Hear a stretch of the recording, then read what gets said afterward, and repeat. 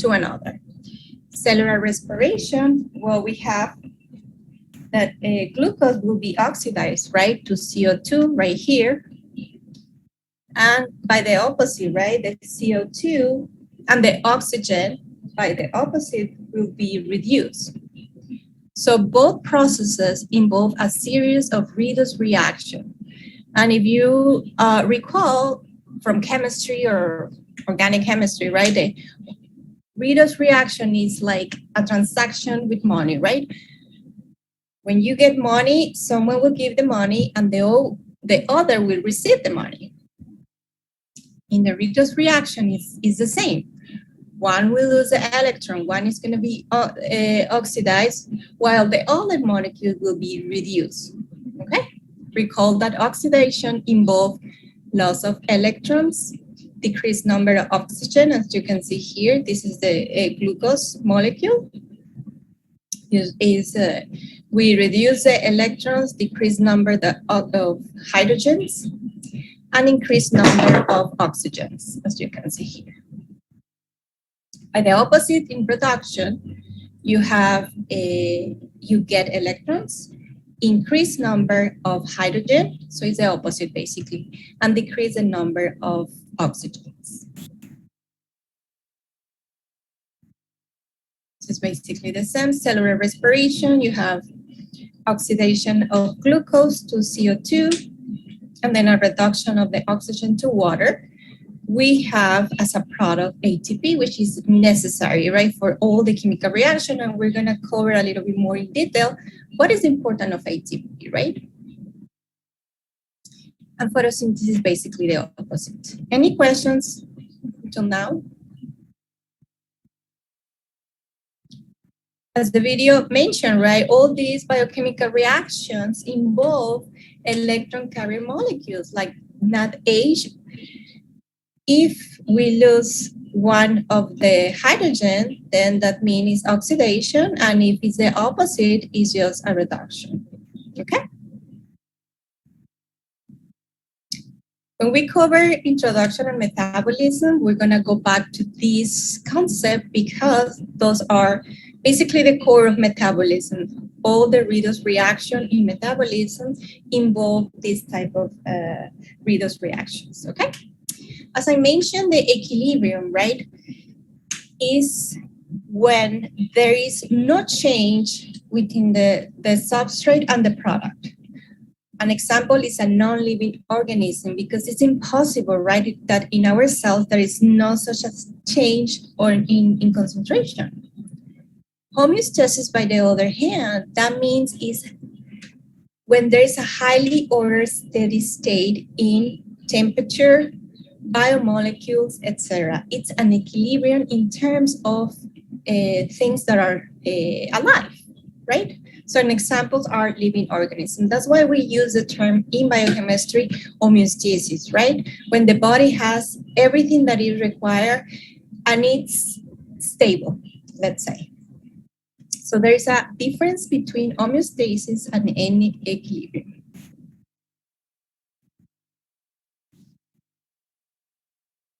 Thermodynamics terms. So we have the system, which is basically the collection of matters in some space, right? And they're surrounded wherever it's, well, outside. We have the systems. Again, maybe those are concepts that are coming back, right, from physics or chemistry. We have open system, which means matter and energy are exchanged with the surrounded and the system itself. We have closed, that just heat or energy is exchanged. And when it's isolated, we don't have any change of anything. You don't have matter, you don't have energy. So imagine this cup will be an open system. When you put something on top, will be closed because it's not completely closed as this isolated system itself. And after looking at the video and looking at the definition, and now that perhaps all the concepts of your physics class came back, I want you to think about in biological system, what is a system and what are the surroundings? and if it's an open or closed system. What is the first law of thermodynamics? Because we say, okay, it applies, but do you remember what is the first law of thermodynamics and how exactly that will apply?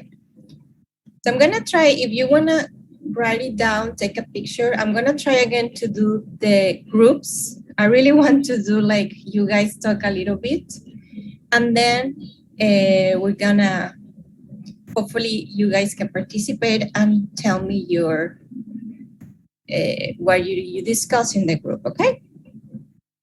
So those are, maybe you're not gonna be able to see my screen, so please write it down or take a picture, but it's simple question, right? What is a system, biological system? If it's open, closed, and what is the first law of thermodynamics and how it applies in cells? What are the surroundings? And if it's open or closed, and then if you recall first law of thermodynamics and how cells follow the first law of thermodynamics. Take a crack at it. My name is Brandon. Hi, Brandon. Okay. So my group basically discussed for the first question that we feel that in biological systems, the system may be like the cells. And so our example basically was we were looking at red blood cells, for instance, and the surrounding would be what's surrounding the plasma, basically. So I guess in the body, it would be like the other things it encounters. Correct. And what about if it's open and closed, another group? So my name is Haja, and for my group, what we said was that in the biological system, it is open, so things could enter and also leave. Yeah, right. So nutrients, of course. And as I mentioned, it's almost impossible not to have, even change in the concentration, right? So it's definitely open. What about the first law of thermodynamics and what is? Oh damn. Can I take that, or should I give it to you? So I guess my group, we kind of went into detail about the second and third question, but I guess since we're on the third question, basically the first law of thermodynamics, basically to break it down, it states that energy is neither created nor destroyed.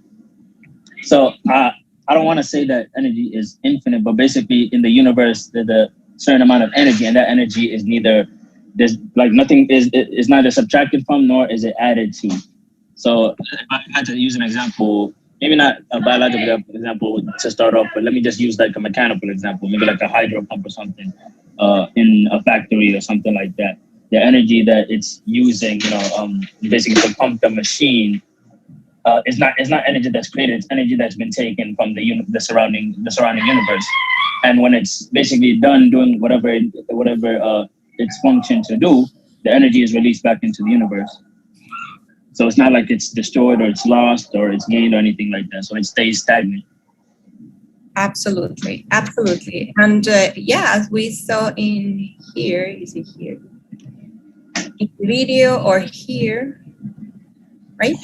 So we start with the sun, right? It's just so amazing, right? Our universe, from the sun we get the energy plants get, and they can do photosynthesis, which is a great biomolecule, a great biochemistry process, You get the chemical energy that it is required, right? For your cells to have osmotic work, chemical work as metabolism, mechanical work for us to move. So definitely nothing is destroyed. Everything is conserved. So basically the systems will be the cell, as you will say, and the organism they study, right? The whatever is around, right, of the system, if it's a cell, will be the surrounding, okay? They're open definitely because you have nutrients, waste, energy, everything is a change, right? And obviously the first law of thermodynamics, as you will say, right, is nothing is created or destroyed, but it is converted, right? In biological systems, the sun get into chemical energy, and then we can use it, the cells, the organism. So everything is interconnected. Okay? Okay. And here we go. So the laws of thermodynamics, the first one, nothing is created or destroyed, but we transform, right? So this delta means that delta energy total, so the final and the initial.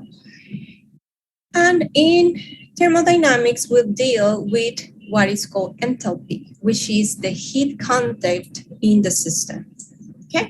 So the enthalpy will measure the overall change in heat in the system itself during a reaction. So we have this analogy. So, and again, the equation for Gibbs energy that you should know and keep it in your head, if delta G is negative, that means it's spontaneous. If it's positive or higher than 0, will be non-spontaneous. Will correlate enthalpy and entropy. So we have this analogy. Again, we have a ball and then you slide, you throw it in the slide and go down. That is pretty favorable reaction, and the enthalpy in this will decrease. So the total energy when it's a spontaneous reaction will decrease. Okay. Another thing you have to keep in mind is the difference between endothermic reaction and exothermic reaction. Endo means inside, so an exo means outside. So the energy that is used to break bonds in reactants, and then you will require energy to release when new bonds are formed. So endothermic, it's means that absorb energy, and exothermic means that will release energy. 2 examples, that's what I asked you to add in the objectives, that you should know the difference between catabolism and anabolism. In catabolism is when you break apart some biomolecules, okay? An example, a typical example is glycolysis, right? You break apart glucose, you break apart, you get energy, you get other molecules itself. That is exothermic. You will release energy, you will have a lower delta H, which is the heat, and that is a catabolic reaction. The opposite is anabolism. When your body makes or join molecules, requires energy. For example, amino acid and energy, it will be necessary, right, to create proteins. That is anabolism, okay? That's the synthesis of protein, for example, photosynthesis, etc. And that's an endothermic reaction. Consume energy, you require energy, or the reaction requires energy. And the delta H will be positive. Okay, so that's the difference between catabolism and anabolism. Again, when we cover the introduction of metabolism, these concepts, we're gonna revisit this concept because those are essential for metabolism, but for now, you should know what is catabolism, anabolism, if it's exothermic, meaning outside, releasing energy, or endothermic, inside or absorbing energy. Okay? And the examples. The second law of thermodynamics deals with the disorder, right? What is called entropy. And it's just saying that the universe tends toward the disorder, right? And the typical example, I guess, in your physics class is that your room is always a mess. It's like that's the second law, right? We always tend to have a disorder. And that's true for biological molecules. Here's an analogy, right? You have these, let's say, molecules or, you know, and then when I remove that, right, this line right here, the second law of thermodynamics dictate that they're gonna disperse, right? They're gonna go to the disorder. That's the second law of thermodynamics. So the entropy will increase. Okay?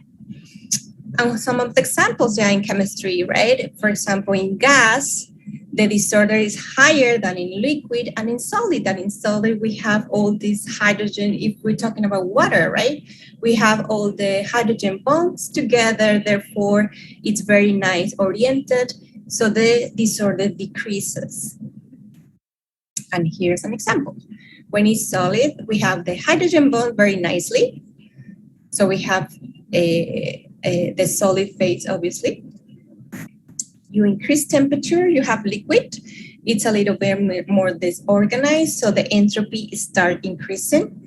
And if you put temperature, right, you increase, definitely you have gas, and you have the highest entropy possible. Okay? Oh. So, I'm talking about that. What do you think about this example? If you have hydrogen peroxide, and then you transform to water and oxygen, what's going to happen with the entropy? The degree of disorder, that's the second law of thermodynamics.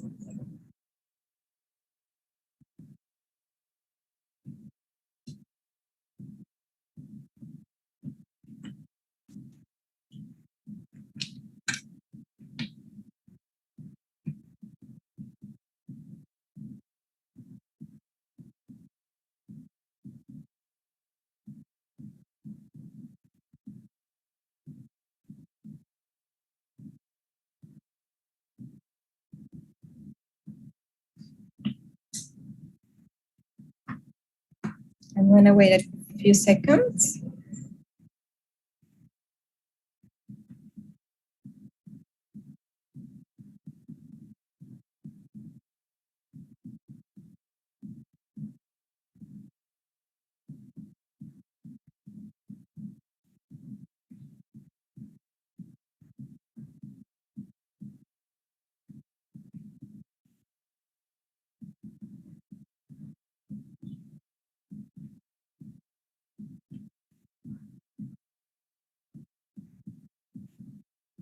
Okay.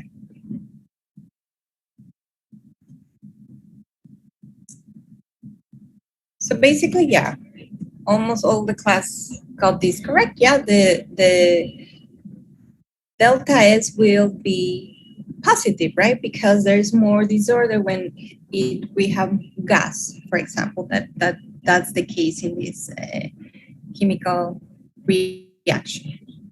Okay.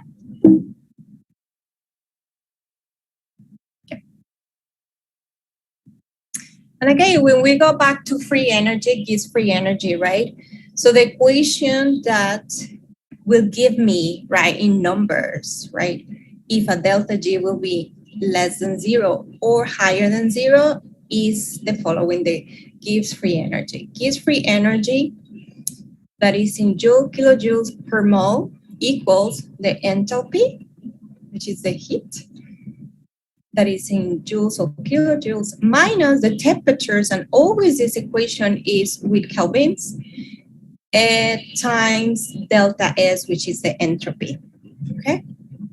Remember that it will give me the information about the amount of energy that is available to do the work and if this reaction will occur. Again, if you have something above, again, that is here, and if you go up, the delta G, you will require more energy, right? So delta G will be positive. This will be endergonic reaction, and it's not going to be spontaneous.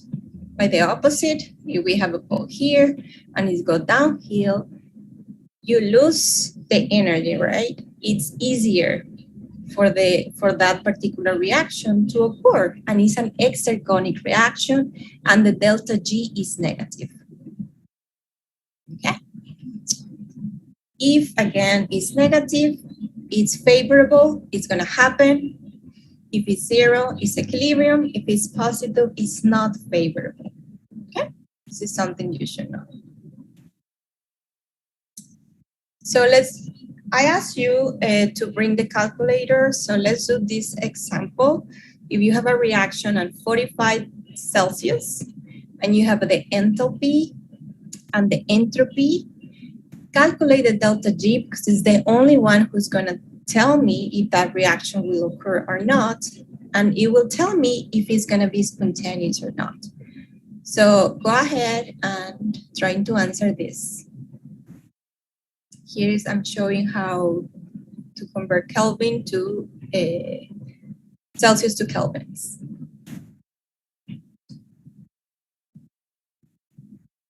And if you guys finish, just let me know, or just what is the delta G, which is the free energy, and if it would occur spontaneously or not.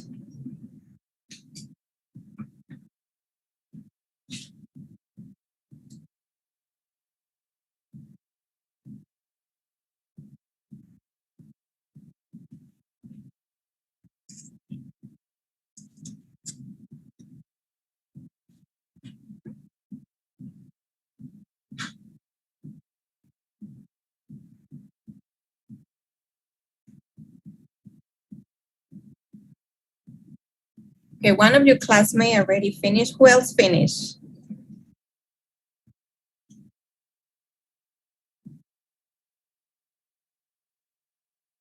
Who has the answer?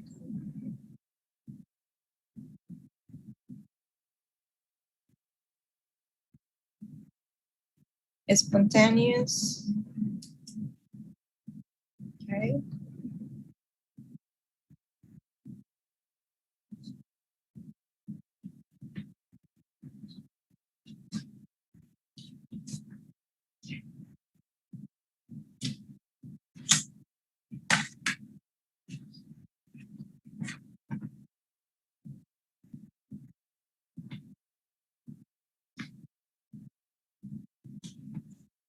Okay.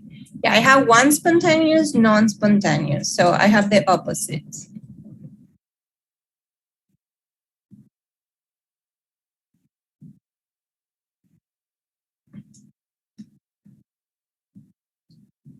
Who wants to share the answer?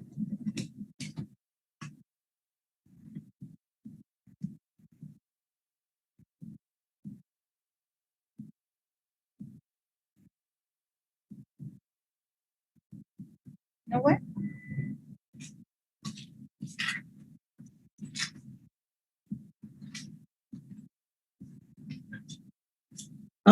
I got non-spontaneous. Okay, what is the number that how do you know it's non-spontaneous? Because it was positive. So, yeah, you're right. It's 34.9 kilojoules. Remember that the units need to be the same. So one, for example, delta H was kilojoules and the delta S is joules. So just be careful with that. And exactly, that's it. And again, delta G is the only one, the only value that will tell us if a reaction is spontaneous or not. Okay? So it's non-spontaneous because it's positive. Okay. Yeah, there's a question. Go ahead, Isaac. I think you already said it, but do we have to always run the number up, or it doesn't matter? Say it again. Do we always have to run the numbers up, or it doesn't matter? Oh, it doesn't matter. Okay. You know, as long as you know delta G, no, it's okay. Here, delta G is higher than 0, therefore, is not spontaneous. And depends, right? This is just math, basically, right? Depends of the numbers on delta H and temperature delta S. Again, you guys that are going to do the MCAT, I think you need to know the equation, or at least they can right away. You can have that in your mind, right? So just keep in mind that. Okay? And I shall be dead. Okay. Yeah. Papa, so the video is recording one live now. Guys, if you can mute yourself. Okay, so that is the free energy change, right? In biochemistry, actually, it is called biochemistry standard condition, and you will see delta G 0 prime. You see this prime right here? And this is just showing that whenever you calculate in biochemistry if a reaction will be spontaneous or not, you always calculate with the standards of that it's in a cell, right? A pH 7, the concentration of water around 55 moles, magnesium around 1 millimole, etc. So those are standard conditions that occur in biochemistry, and we call the delta G 0 prime. That's it. So whatever you see as 0 prime, that means it's in that conditions. Okay. Obviously, the concentration of the substance and the reactant will affect if it's something will be favorable or not. Okay. I'm not going to be asking this, but it's important for you to know. Again, when we are looking at metabolism, we're going to look more in detail, but the concentration also affect if the reaction will occur or not. Okay. So, okay, fine. Well, we do this and we are very clear delta G, if it's negative, is spontaneous, if not, will not occur. So what about in cells, right? In cells, are cells reactions always favorable, right? How does it happen, right? Are always delta G negative?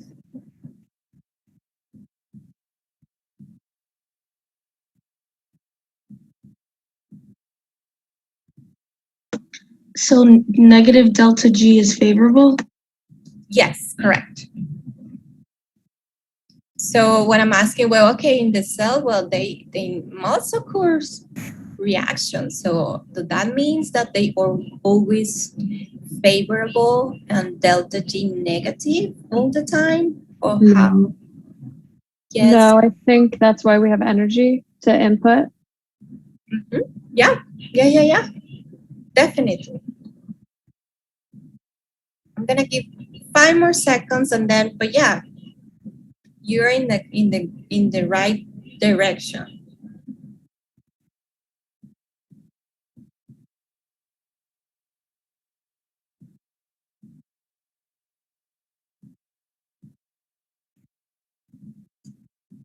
So yeah, obviously, no, that's not the case. And here we can see an example, right? This is the first step of glycolysis. We have, no, the second, sorry. You have glucose 6-phosphate. You transfer to fructose 6-phosphate in glycolysis. And the delta G for this reaction is positive. So definitely it's not spontaneous, definitely it's not favorable. And as your class, I don't know who talked, but yeah, say that's why we require energy. And that's why it is important to couple with another reaction that provide the energy that is necessary. And that is why the ATP is a fabulous molecule, right? It's not the only one, but it's one of the most important molecules, right? Why? Because ATP, I think is in the next one here. I will tell you. ATP, when you couple, for example, with one reaction that is delta G higher than 0, it will provide the energy that is required to proceed, right? So again, when it's delta G negative, you couple that reaction with something that is highly exergonic as the ATP. Okay. So let's say we have AB. You have here delta G, the free energy is not favorable, it's positive. However, I will couple my reaction with something that is negative, and it's just the sum of the 2 delta G's. Therefore, this reaction is ready to proceed, right? Now I have a delta G that is minus 20 kilojoules per mole. Professor, can you give a specific example where that might occur? Yes, here. For example, we have the first reaction in glycolysis. We have glucose with phosphate. We have glucose 6-phosphate. This reaction, as you can see here in the diagram, is delta G positive, right? Right. But you need to couple the reaction with the second reaction. When you add ATP, ATP is a molecule, when you break apart the phosphates, it will give you a lot of energy that is required to couple with this first reaction. So together, you can have your third reaction. So glucose plus ATP will give you glucose 6-phosphate ADP because you get rid of one phosphate. And now that's how you get your delta G negative. Okay? Gotcha. Okay. So the hydrolysis of ATP or other phosphate, there are other molecules, just ATP is very abundant and we use it a lot, can provide the energy, right, the driving force to proceed with the reaction. So if a reaction is endergonic, it can be coupled with an exergonic reaction to become overall favorable. Let me see here. And here's our ATP. So ATP, right? Who remember what molecule is this from our first lecture, the type of biomolecules we discussed? We discussed amino acid, what else? Nucleotide?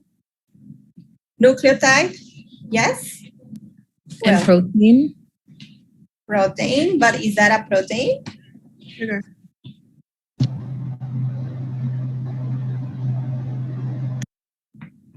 What type of molecule? A protein? DNA? It's not DNA. RNA? RNA. It's not RNA. It's ATP. It's ATP. Yeah, it's ATP. But what kind of molecule is that? Amine? Nucleic acid? Nucleotides. Okay, nucleotides. Go back to the first lecture, you will see. Nucleotides, okay? This is the structure of one of the nucleotides. ATP is a nucleotide. We have other types of nucleotides, and yes, when you put it together, no ATP, others, you can have DNA, RNA, etc. But we're talking about biomolecules, okay? So go back to the first, not now, when we finish or tomorrow, to look at the structure and look at what kind of biomolecule we're talking about. And yes, we're talking about nucleotides, okay? So we have, this is ATP, right? Adenosine 3-phosphate. It has adenine base right here, a ribose right here, and then 3-phosphate. That's why it's called 3-phosphate, ATP. As you can see here, the delta G per bond of phosphate is, the delta G is negative. It has a lot of energy. Phosphate group are negative. They don't want to be together. They hate, right? They don't want to be together. Therefore, it's better for them and they're more stable when you break apart those phosphate. And those phosphate are going to be the source of energy, right?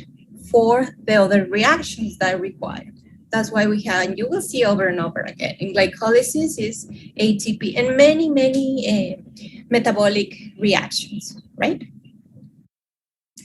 And that's why we say always, oh, ATP is the energy currency in the body, right?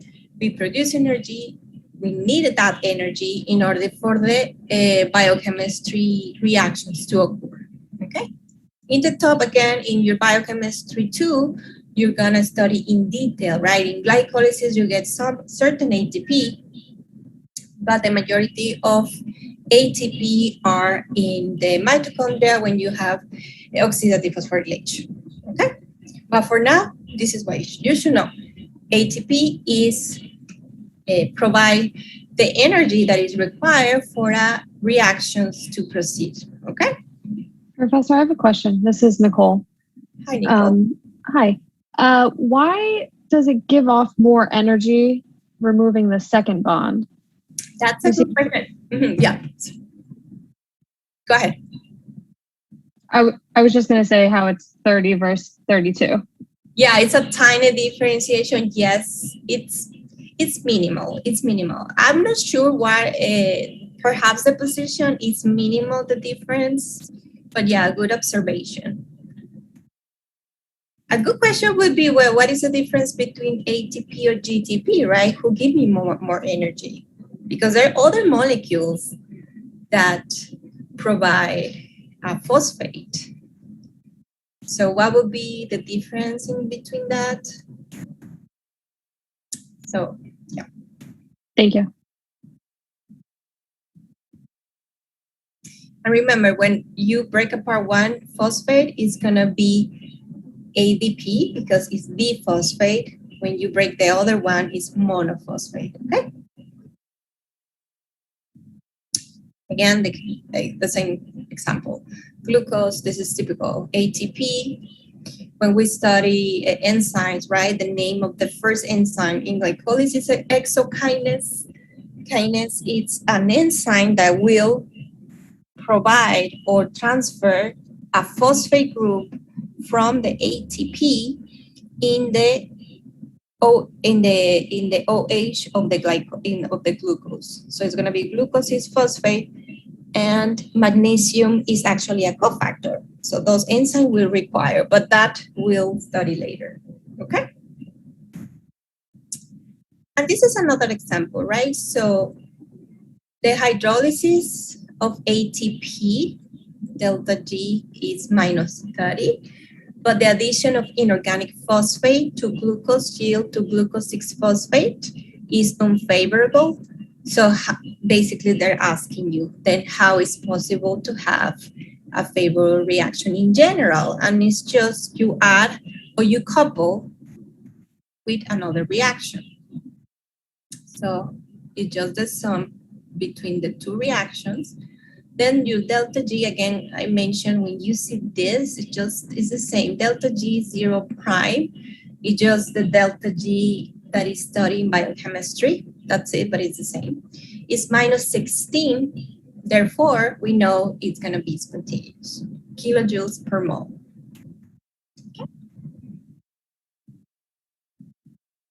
Okay. I kind of covered this already, the anabolic reaction and catabolic reaction, right? Anabolic reaction is when you require energy, right? And you put together small molecules to do larger molecules. As an example, amino acids when you do proteins. Catabolic reaction is the opposite, right? You have big molecules and you break apart, you have energy, and you have smaller molecules. As an example is the whole oxidative phosphorylation, for example, or cellular respiration that you end with ATP and other smaller molecules. Okay. So make sure that you know the difference between catabolic and anabolic pathways. Okay. Okay. Questions? Wait.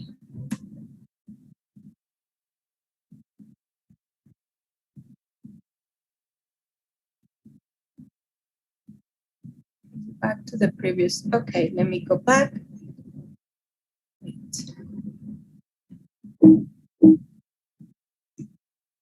Here.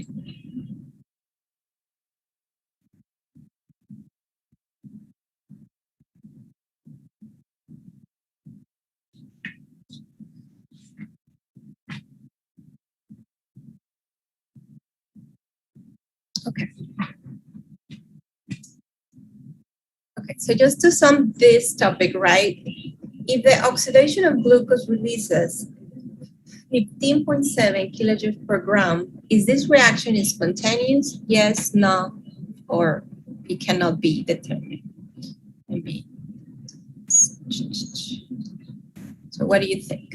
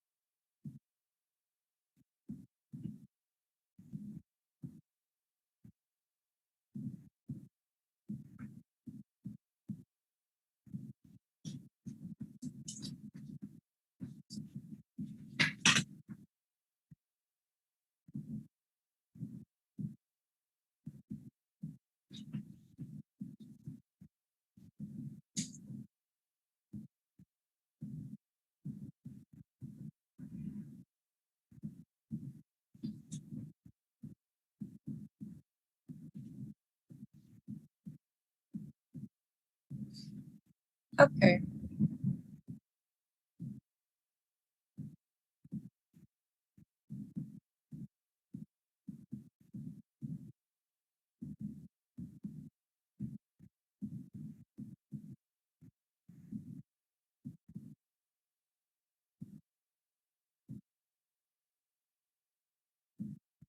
Okay, who wants to share?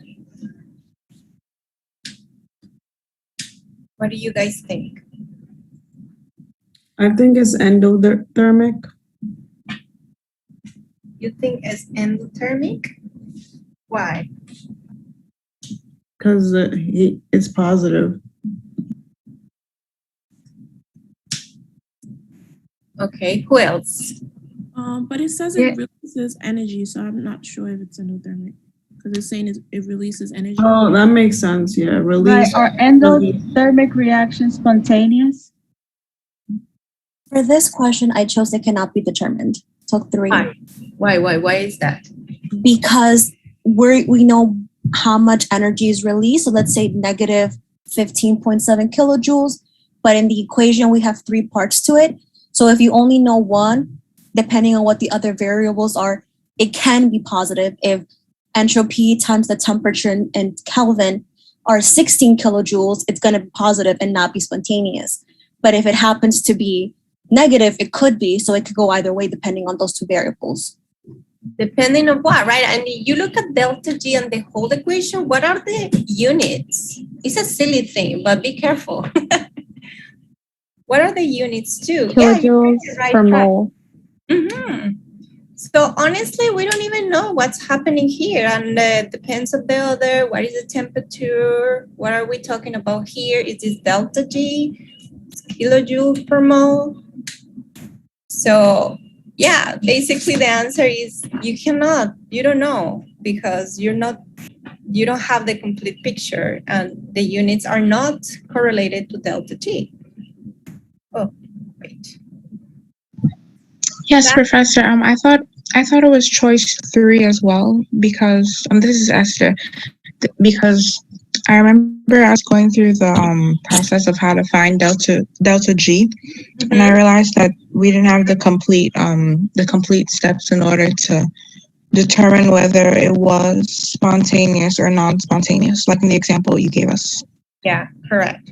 So that's basically correct. So we don't know, we cannot determine if it's spontaneous. So now with what we have, right? So yeah, good job. Okay, any questions for now? We good? I have a question. Yes. So the variables that we would need to determine if it was spontaneous is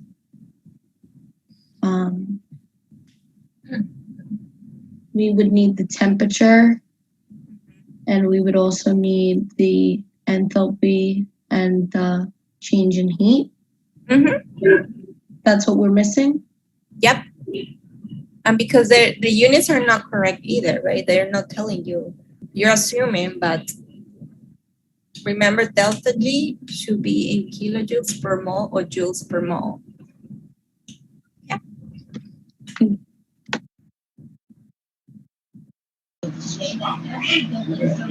But Professor? Yes. So the correct answer is number 3, right? Yes.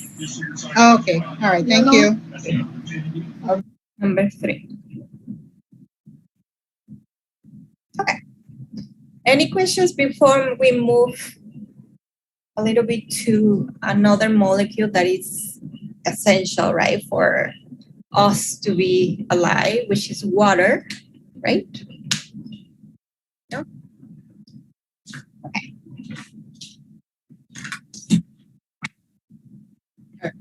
So water, well, basically is essential, right, for all the reactions. We are 70-something% of us is water, right? It's essential for Earth, it's essential for the reaction, right? We saw in our first lecture, right, that hydrolysis would be required, right? Water itself will require to break apart for example, the bonds that bind together between amino acids, right? And the solid form we know, right, is less dense than the liquid, and that's because the hydrogen bonds that are together, the arrangement, they're very, it's very well distributed between them. So therefore, when it's solid, it's less dense, the water. It changes, we know this, right, over when you change temperatures, right, the water. And it's an excellent solvent in any biochemical process itself, right? Because of the polar properties. Again, some of the objectives, right? Take a look, and it should make sense to you every time you read it. So we are more than 70% of water, right? We explain why it's more dense, right, the solid than the liquid, because of the arrangement of the hydrogen bonds between the water, right? It changes with temperature in an excellent solvent. That's water itself, right? How much? Well, you don't need to know exactly, but that concentration, it has determined in the lab, right, is 55 mole, with around 60 to 70% water by mass. And water is basically life, right? It's a polar molecule, right, as you know.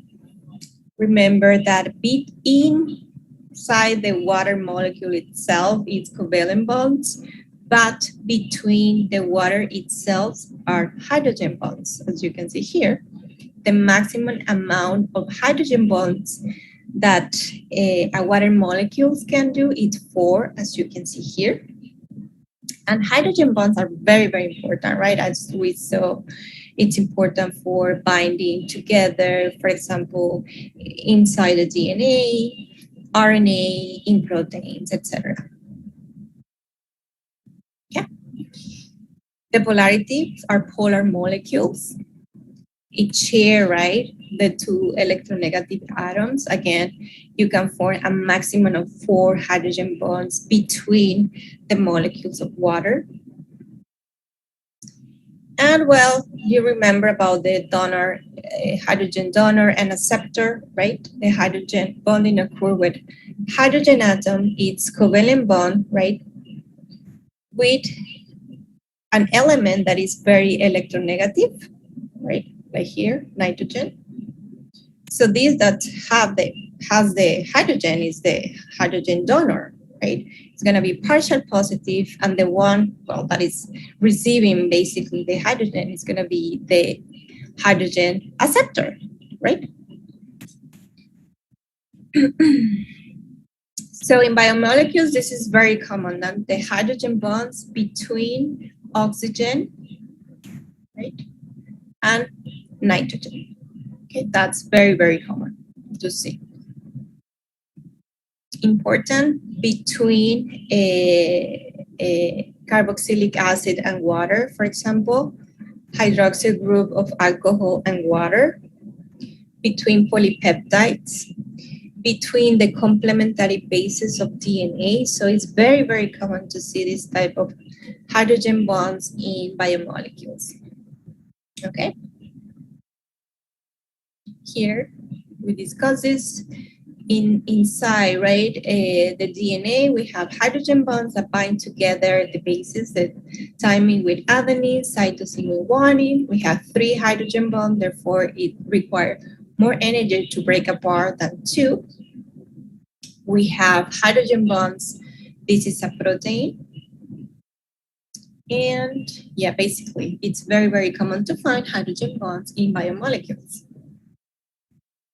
Okay. Water's role in solubility. Water loves ions, right? They're very soluble, for example, in sodium chloride.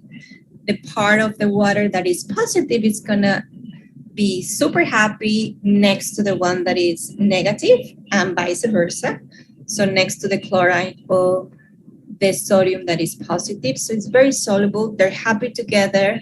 their mix, the solubility is great, okay? Delta G here, it's perfect, it's negative, it's favorable, and it's happening. So you put water, you put salt in water and or sugar, it will dissolve really, really well.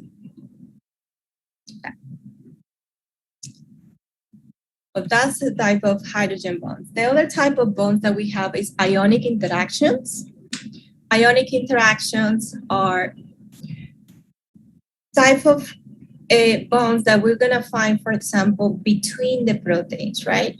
One is gonna be attracted to the negative charge of the positive charge of the other. The positive part of the amino group of the amino acid, for example, is attracted to the carboxylic group, which is negative, right? That's the ionic interactions. And that's very, very common to see in proteins. Okay, so we're talking about here weak non-covalent bonds that I mentioned in the first class that are equally important. Covalent bonds are really important, but non-covalent bonds, because the way they are and then where we found, it's important for life, right? We talk about we need something easy to break apart, the DNA that need to be transcribed and translate, etc. So it's easy to break apart the proteins. Even just, cooking some proteins with denature, we break apart these hydrogen bonds. And that's the way, for example, we kill bacteria, for example, right? Because we're able to break apart. So the basic type of non-covalent interaction in biochemistry, you should know hydrogen bonds, ionic interaction, van der Waals, and the hydrophobic effect. And this is just the energy that is required to break apart those type of bonds. Are not as strong as covalent bonds, but the combination and the amount of hydrogen bonds that we can find, for example, in DNA, are the perfect amount that the cells require. That's it. Okay. Van der Waals interaction, right? Those weak interactions and momentaneous interaction, right? You can find those in the stacking of the bases of the DNA. You can find those on the membranes. So those are very weak interaction, very momentaneous, and thus are type of non-covalent bonds that are present in biochemistry. And well, the hydrophobic effect is another effect that is very important. Hydrophobic heat water. So it's gonna do whatever it takes to be surrounded by them and not close to water, right? And that typical example, you have water, you put oil, they're gonna be together, the oil, and be far away from the polar molecule that is the water, okay? It won't form hydrogen bond with water, that's it. And they play a very, very important role in biochemistry in the protein folding. Here, well, we can see if you have a non-polar molecule with a polar, they're gonna be together, they're gonna be apart to each other and be together between them because they hate each other, right? And well, here's an example, something that is soluble like glucose, I mentioned this, is perfectly defined and they form hydrogen bonds very nicely. But when it's not soluble, right, it's non-polar, they're gonna be surrounded by water and they're gonna be together inside. What's the relevance in biochemistry? Well, these hydrophobic effects are very important in proteins. For example, here, I'm gonna show the next one here. This is a protein that is unfolded. Here in red, you can see the non-polar amino acids. When it's folded proteins, right, they're gonna be together. Those amino acids that are non-polar, they're gonna be looking for each other. Therefore, all the amino acids, as you can see here, when the protein is folded, they are gonna be together and the others are gonna be around. Okay, so that's the hydrophobic effect.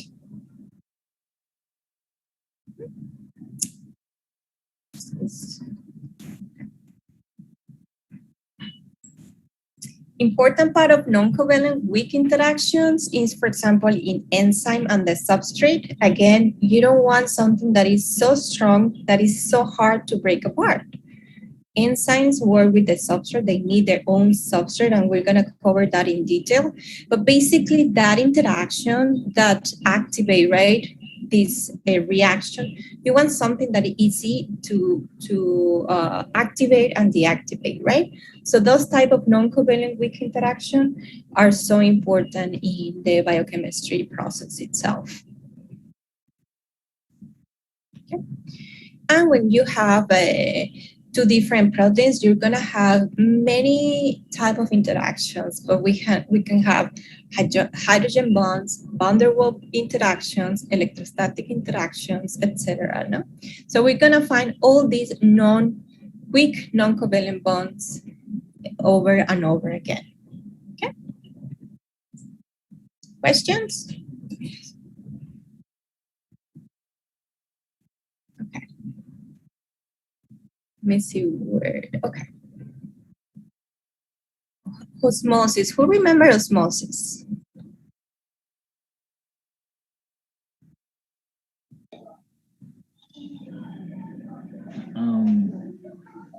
I do.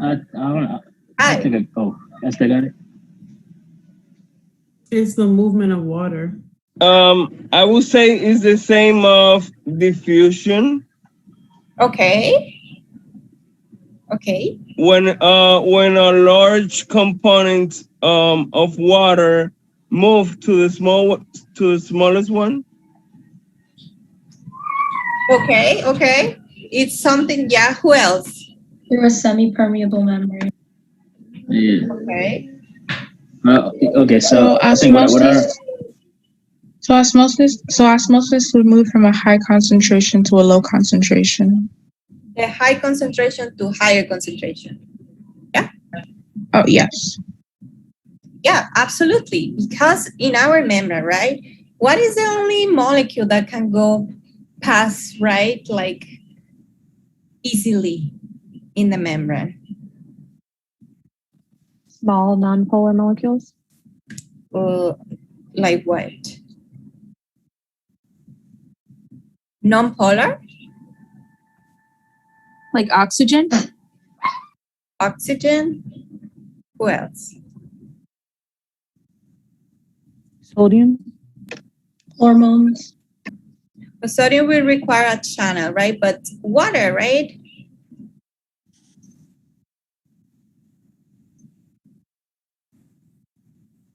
So most biochemical reactions take place in water. Osmosis, yes, as you say, right? It's from a lower concentration to higher concentration. It takes place.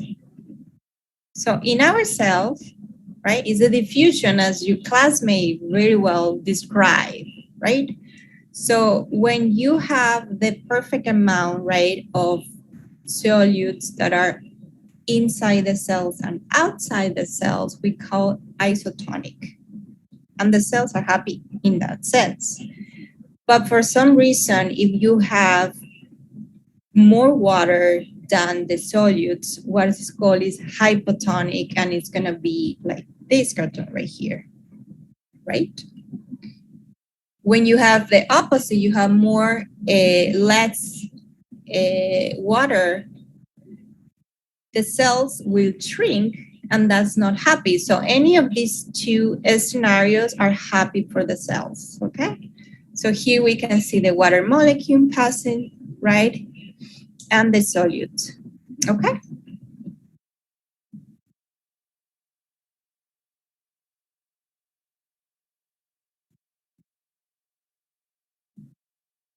And an example, right, is the erythrocyte or red blood cells that bring or carry the oxygen, right? If you have more water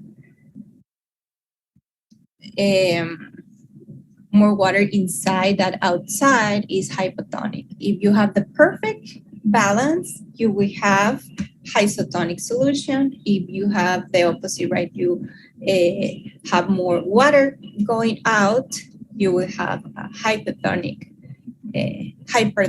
solution. on your cells, and they're not happy. Any of these two are not ideal for the cells. We want isotonic solution. We have, I don't want to say equilibrium, but we have the same amount out and in. Okay.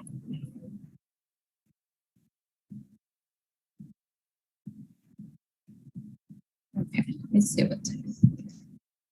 Okay, I'm gonna cover maybe 3 more slides and we're gonna stop here. We're gonna continue in our next class. So I know it's a lot of materials. For whoever didn't know about the structure of the ATP, the biomolecule, just go back, review.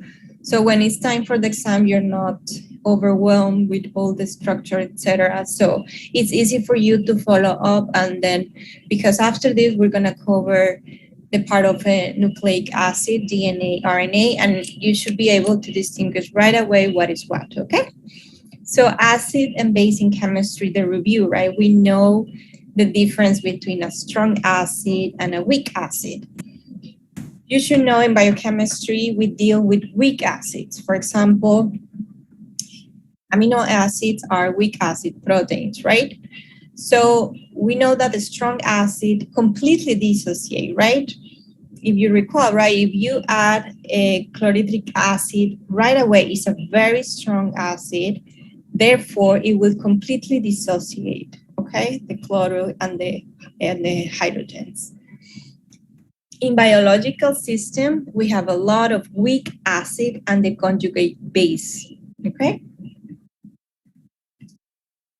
Some of the pHs and some of the examples that we have, well, low pH, right, we're gonna have, which is the concentration of the hydrogen. We have HCl, which is very strong acid. Again, it completely dissociates. The pH is very low. Where else we find a low pH? We need the gastric juice, lime juice, stomach, etc. Coffee is around 5. Water 7.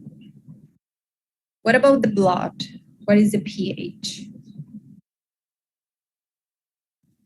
7.5. Neutral. 7 point, well, neutral, well, it's 7. 7.1. 7.1. 7. Some of books say 7.4, 7.34, 7.4. Between, I would say 7.4. And this, again, you guys are going to med school, 7.4. You should have it in your mind. And higher pH, which is we have examples like milk, obviously bases, right? Strongly basic solutions are going to be higher in pH. And recall, pH is the negative log of the concentration of the H. Okay? This is important for you to review and to understand, because when we study amino acids, which are weak amino acids,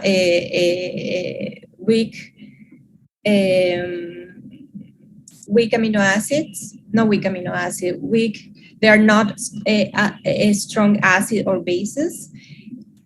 It's important to know these type of things.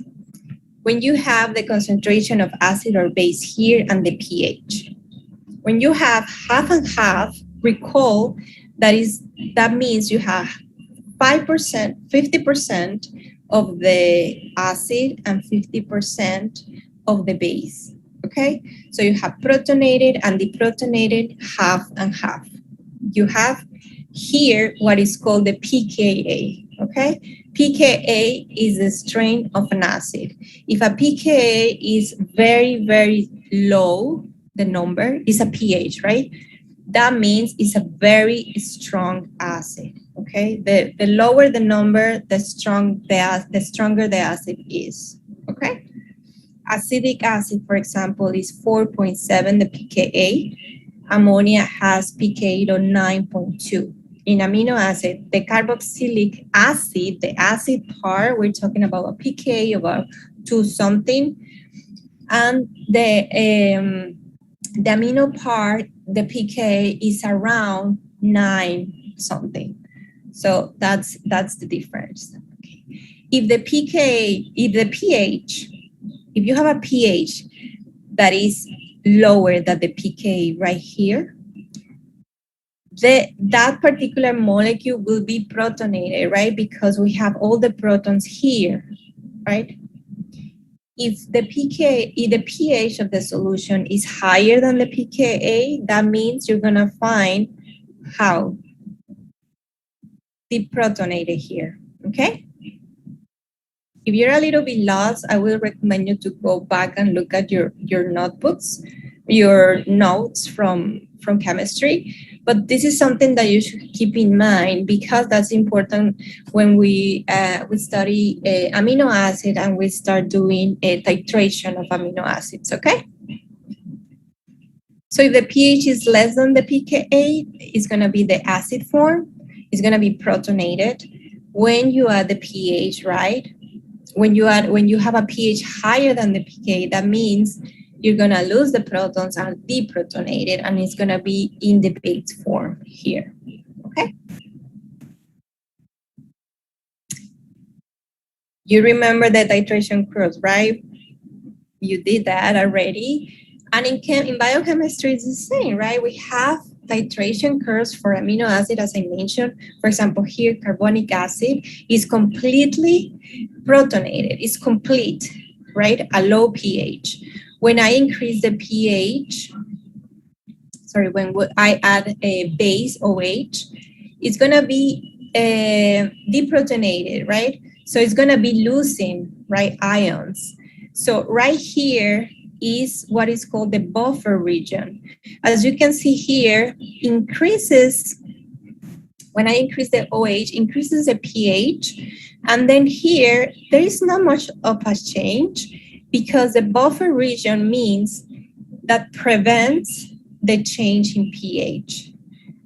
It resists. It doesn't prevent because eventually it will lose that proton, but resists the change, the very drastic change in the pH. And this is very important for our life because the pH of the blood is 7.4. If you go up, you are in trouble. If you go down, you are in trouble. And that is, we have a buffer system in our body, and we're gonna cover that, I think, in the next class. Okay? Questions? Professor, I have a question. When it comes in regards to like the maintaining a pH balance, can we look at it also as like the formation of ketoacidosis on a person that is hyperglycemic? Is that similar reaction that's happening within the blood?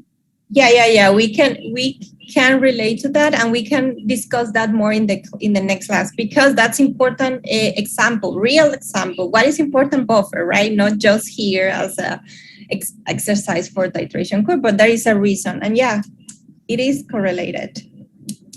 Okay. So okay, thank you. I have a question. So if the pH is less than the pKa, what does that make it? More acidic? If the pH is lower than the pKa? Yeah. Here. Can you see here? Okay. If it's here, the pH is, let's say, 2 and your pKa is 5, that means you will find everything acidic, protonated. Okay? We're going to continue on reviewing this next week, and we're going to cover the real example of, what's happening in our blood, right? We have to maintain 7.5. What happens if it's up, down, etc. Okay? Okay, guys, well, have a good night, and I will see you. Look at the calendar because next week, Monday, there's no class. Or Wednesday, I will see you